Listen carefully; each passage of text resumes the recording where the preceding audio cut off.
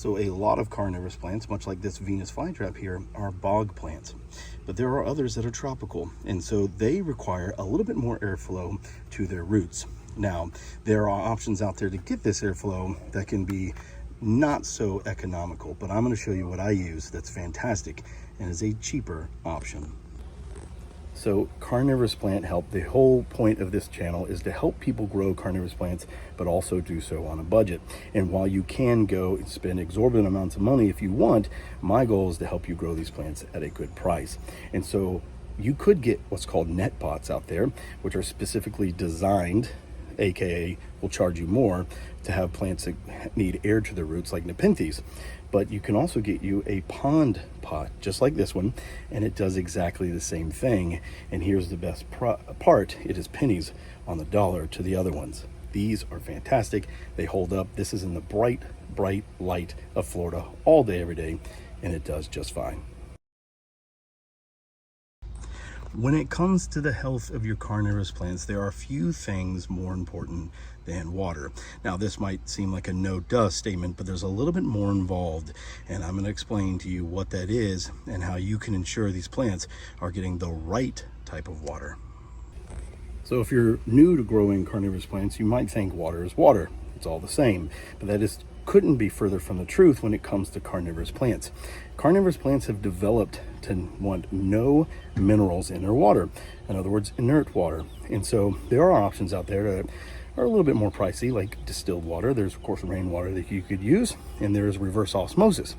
But if you're not sure whether or not your plant can handle the water in your tap, I recommend getting you a very cheap TDS meter, total dissolved solids. And this will tell you very accurately whether or not your water is suitable for your plants.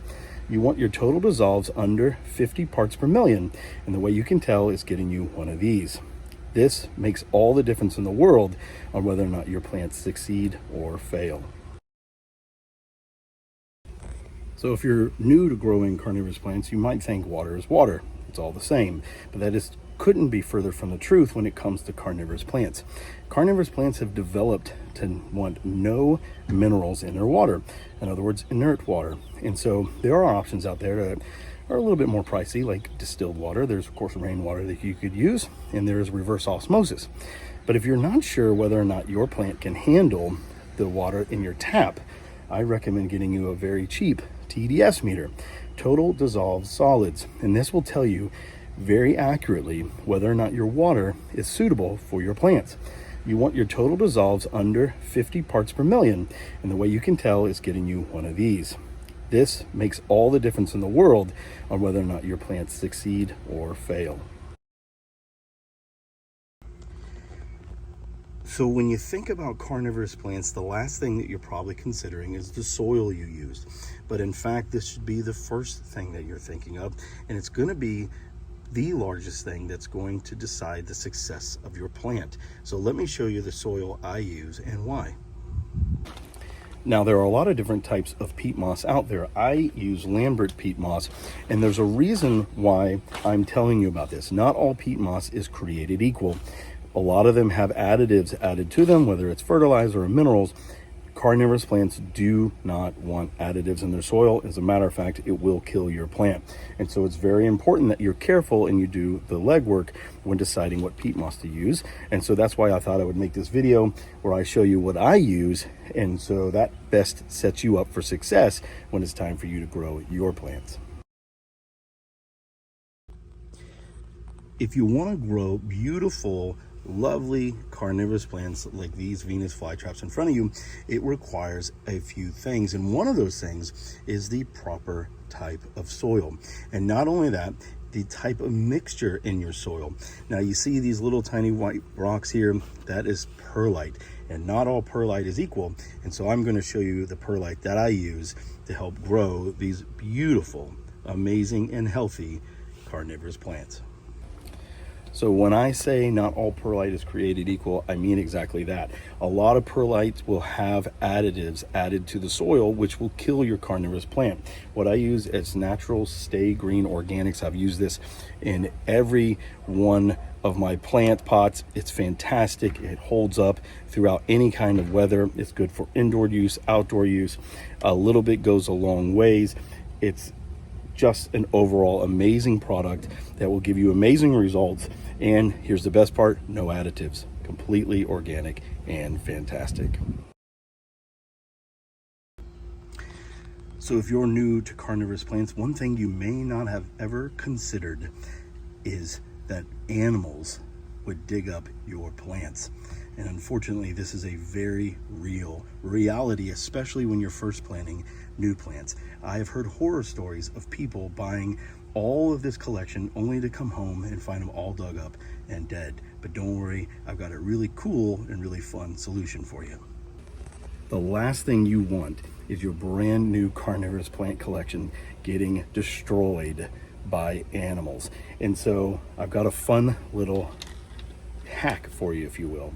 This little plastic owl, believe it or not, does wonders. This thing prevents squirrels, birds from coming and digging up your plants.